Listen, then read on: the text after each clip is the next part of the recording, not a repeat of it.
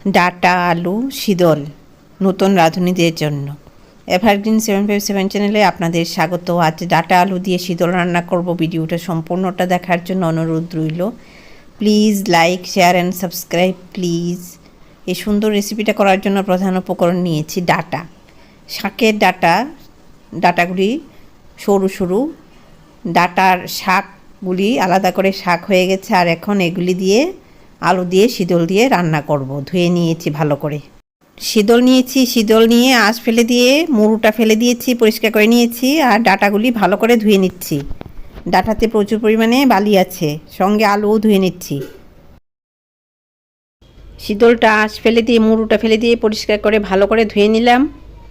মশলা নিয়েছি পেঁয়াজ, রসুন, কাঁচা লঙ্কা।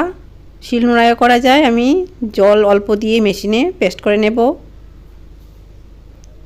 কড়াই গরম করে কড়াইতে তেল দিলাম অল্প পরিমাণে, এই তেলেই হয়ে যাবে। তেলটা মাখিয়ে নেব কড়াইতে শুকনো খুন্তি দিয়ে।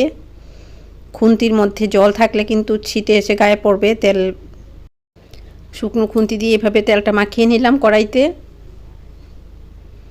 কড়াইয়ের মধ্যে শীতল যে ধুয়েছিলাম দুটো শীতল দিয়ে দিলাম। বয়স্ক বাচ্চারা খাবে, এর জন্য দুটো শীতলই দিয়েছি, বেশি দেইনি। শীতলটা বেশি ভাজা করলে তেতো হয়ে যাবে। এখন নাড়াচাড়া করে মশলাটা দিয়ে দেব। ওই যে পেঁয়াজ, রসুন, কাঁচা লঙ্কা, এই পেস্ট বাটা মশলাটা দিয়ে দিলাম। বাটিটা যে জারটা ধুয়ে জল দিলাম। হলুদ এখানে দিয়ে দিলাম। মশলাটা এখানে 2 থেকে 3 মিনিট নাড়াচাড়া করব। এভাবে হলুদটা মিশিয়ে নেব। এই মশলার মধ্যে এখন ডাটা আলু দিয়ে দেব। পরিমাণ বুঝে নুন দেব। হলুদ দিতে হবে না, নুন দিয়েছি। হলুদ তো মশলার মধ্যেই দিয়েছিলাম। এই যে হলুদ মশলাটা হয়েছে হলুদ দেওয়াতে। এখন মশলার সাথে ডাটা আলু মিশিয়ে নিচ্ছি। ডাটাটা এখানে নরম হবে, এভাবে গুছিয়ে নিলাম।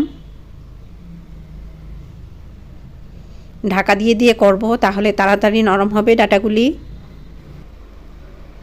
এভাবে পড়ে গেছে, আমি তো দেখিনি, তবে এভাবে কড়াই থেকে পড়ে গেলে রান্না ভালো হয়। ঢাকা দিয়ে দিলাম, ডাটাগুলি পড়ে আছে।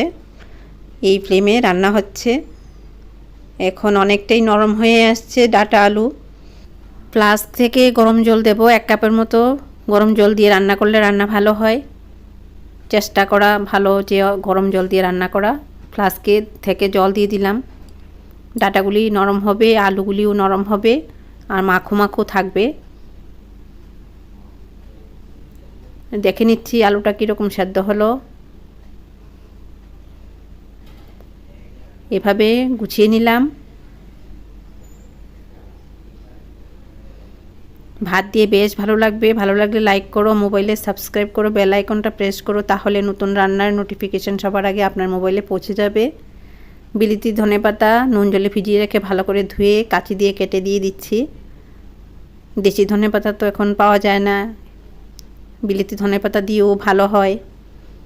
বিলিতি ধনেপাতাটা মিশিয়ে নেব ডাটা আলুর সাথে। শীতলের রেসিপি এটা।